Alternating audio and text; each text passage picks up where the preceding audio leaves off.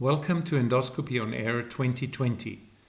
Watch Drs. Reddy and Laktakia in dealing with a pulse cholecystectomy biliary stricture. The first case this afternoon is a 50-year-old male patient who had a lap cholecystectomy done about a year back.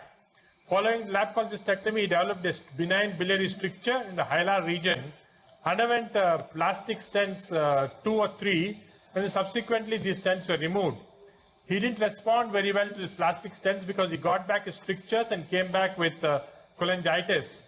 His LFT was abnormal, and this afternoon we discussed with him and we thought we will use a new biodegradable biliary stent. Benign biliary strictures like this, we like to use a stent which takes at least 3 months to dissolve. I've already intubated the patient. I'm using Olympus 190 scope. We are going to inject some contrast here, and you can see very nicely that the stricture is about 2.5 centimeters in length, involving the hilar region. That's the reason why in this case we can't use a completely covered stent, although if it was a lower down, that would have been one option for us. So the VisiGlide is in place, and I'm now going to insert the stent. You'll also notice on my endoscopy biopsy channel that I've actually removed the biopsy channel, the cap. For this stent, it's better to remove the cap, otherwise the stent gets sheared and can cause damage to the stent. And this is a very delicate stent that we're using, the biodegradable stent. Protect your stent by removing the cap, right? Yeah, I protect the stent, and also we protect it by using this guard, which you're going to pass onto the guide wire now. You can see that there's a guard coming in, which of course we use for several other devices too. And you can see this guard here. This is the one if the camera can focus. I put it down so that it goes down and it protects this. I'm using a VisiGlide wire, which is the standard wire that we now use. Don't touch. Yeah. This is a 025 VisiGlide wire that I'm using. This is a 5-French system, so it's actually very delicate, and you have to be careful that you don't damage this catheter when you're pushing it through. There's resistance, you have to wait. And because of this guide that we have now, there is some leakage of air. So I'm going to remove the guide further now, and then I now get a better view of the papilla. I'm going to go close to the papilla, and you can see that my elevator is down. I'm not pushing the elevator up. Because as soon as I see the stent, then I ask my assistant to gradually pull on the stent, because this has to be, in the initial part of the stent, you should not use too much of elevator. Can you see the stent, Pedro, coming? Can you see this? Yes, we can see it. Thank you. Yeah, you can see it on endoscopy. It's not very fluoroscopically seen, but we can see the markers there coming out. And now I can use the elevator because the stent is completely gone in. I hope you can see on the fluoroscopy 2 markers. So what we'll do is now the fluoroscopy part is important. So we'll put you on the main screen on fluoroscopy. I'm looking at 2 markers there. You can see the first marker right up on the top and the second marker on behind the scope. So I adjust my stent in such a way. This stent is a non-shortening stent. I'm going to push the scope a little in so that you can see the lower marker also. Fluoroscopy. You can see the lower marker now quite well. Yes, we can see it. We can see it very good. Yeah. So I fix on the upper marker and then try and again see if I can adjust so that you can see both the markers. But what is important is that I know that both the markers are now covered with picture. And I'm now going to, we are going to put some contrast in the balloon.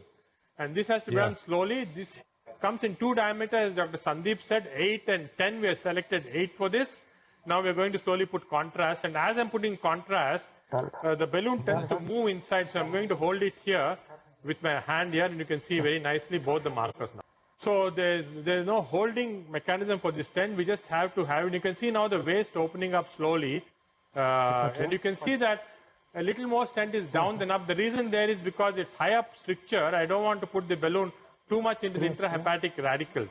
And now we have put the contrast. We're going, if you can take a picture now, you can see very nicely now how it's dilating the stricture. The waist is slowly opening up now.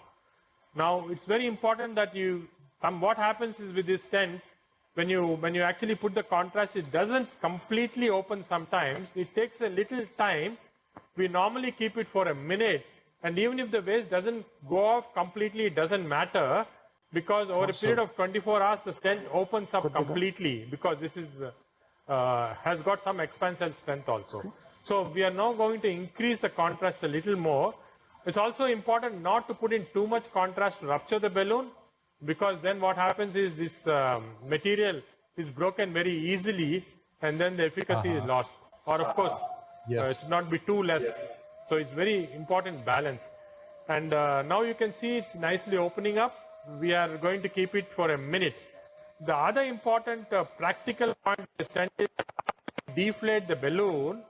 We must wait for a little time, because if we pull it out too quickly, sometimes the stent gets dragged down along with the balloon. And again, because this is not like a metal stent where the fibers are very fine, this is a little more cruder, and that's the reason why it's better to wait a little before you pull out the balloon. You can see on the top the two markers. Unlike esophageal stent, it doesn't produce so much of hyperplasia in the biliary system for some reason. In fact, we have done some cholangioscopies after putting the stent, and the hyperplasia is not so much, which is very peculiar for the bile duct system. Yeah. And you So leave the now- distal end of the stent inside the common bile duct, right? Yes, that is a good point. We must always leave the distal part of the thing inside the common bile duct, because this is biodegradable. If we leave it in the duodenum, the distal part gets degraded very rapidly. It's been made to be biodegradable in the biliary system for bile, alkaline bile. So therefore, ideally, the whole stent should be placed in the bile duct. And that's also the reason Inside why the if you have a terminal bile duct stricture, it's not so good. Yeah. Now, I think 1 minute is over. So we are going to release slowly. And we have to also additionally actually vacuum out the whole contrast. It doesn't come out just very easily. So we have to use a syringe after we take it off and then completely take out all the contrast. Because if the balloon is still partly inflated, then there's a risk involved of dragging a strand down. And I'm watching carefully. See, the lower end is not moving. That is very good. The lower marker is not moving. It's there in place. Excellent. Yeah, it's in place. It's in place. It should come out smoothly, that's it. Yeah. So now you can see it's come out now. The balloon is past the stent. And what we will do is we can actually get a magnified picture of that area to show the stent. So I'm now getting in with the Olympus Clevercut spintrotome, and then inject some contrast to see. So you can see the final picture after the stent has been placed. We injected contrast. You can see the stricture has already opened up now. So this is the final picture. The patient had a good clinical course, became asymptomatic, and no further endoscopic intervention was required. The next slide shows you the endoscopes and accessories used. And finally, you see Nagi Reddy's recommended reading